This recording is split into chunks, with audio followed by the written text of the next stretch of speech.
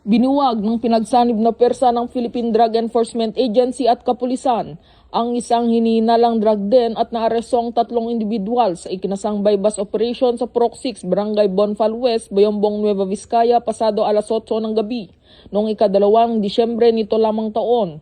Sa operasyon na recover ng mga otoridad ang 15 hit seal na sachet na pinaniniwala ang shabu na may tinatayang bigat na 7 gramong nagkakahalaga ng 47,600 piso kasamang iba't ibang drug paraphernalia at marked money. Kinilalang mga suspect na si alias Bibot, 30 anyos, residente ng Bonfal West, si Abet na 31 anyos, residente ng Bangar Solano, at alias Hertz, 28 anyos, residente rin ng Bonfal West, Bayombong.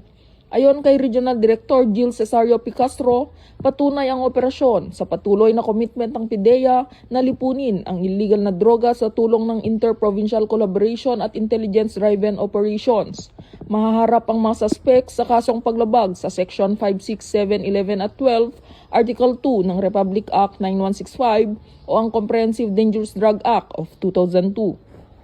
Dito sa Police Regional Office 2, ako ang inyong Police News Network Correspondent, Patrolwoman Ledesma, alagad ng batas, taga-taguyod ng Balitang Pulis.